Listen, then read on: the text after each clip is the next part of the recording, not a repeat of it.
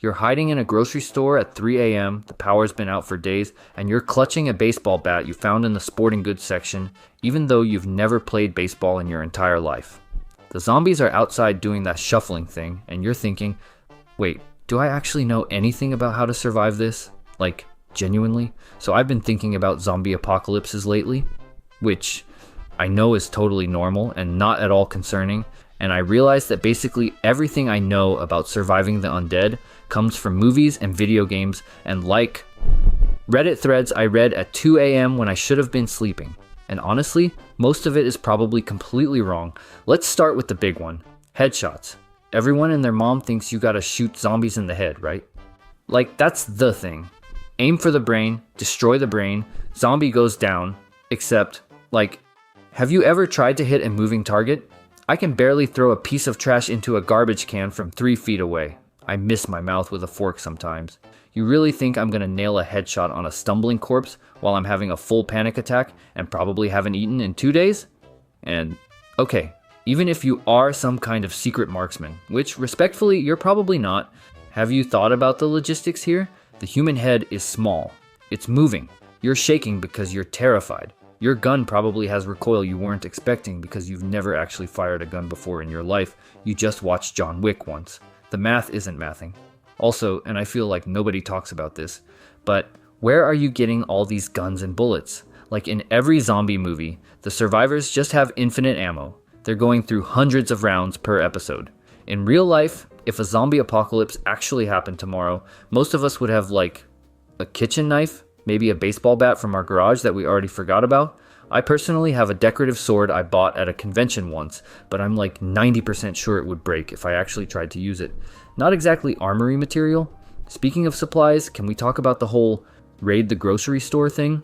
Because in movies, survivors always break into supermarkets and it's just fully stocked. Fresh produce, canned goods, bottled water everywhere, except that's not how panics work. Like, we saw what happened during COVID when people thought there might be a toilet paper shortage. Imagine what would happen if there were actual zombies. Those stores would be stripped clean in hours. Not days, not weeks. Hours. You'd get to that grocery store so proud of yourself for thinking of it, and it would just be empty shelves and chaos. Maybe some crushed boxes of cereal nobody wanted. Probably those weird off-brand cookies that taste like cardboard.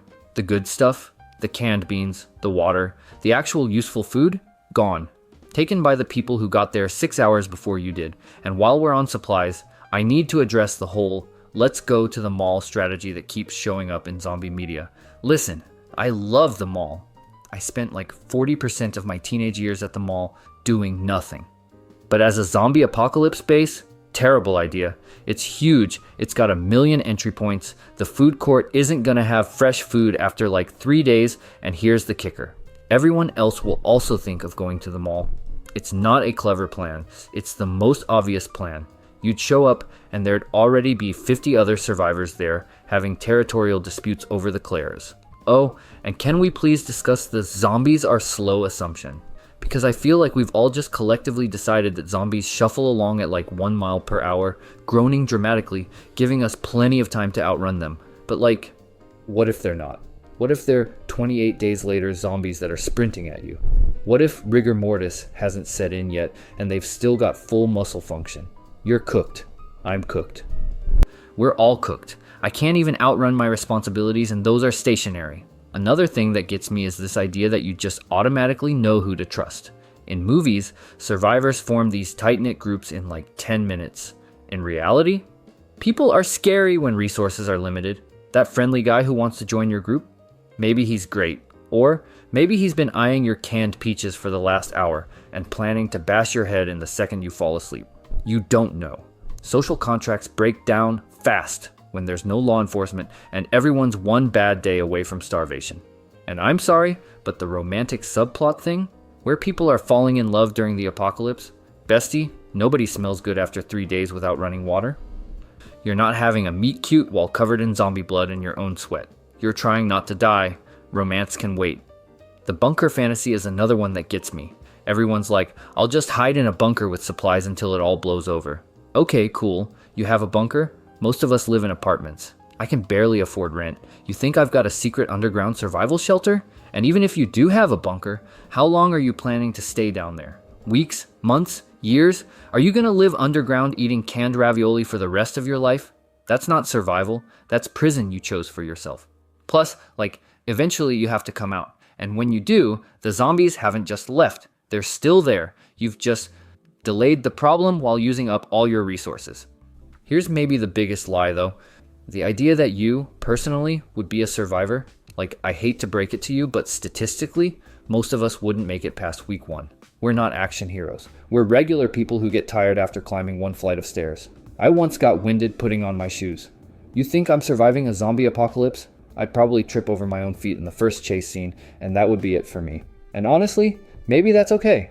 Maybe the real survival skill is just accepting that we've romanticized this whole thing because it's fun to think about in a safe, theoretical way, but the reality would be absolutely horrible and we're probably not prepared for it at all. So basically, everything you think you know about zombie apocalypses is probably wrong.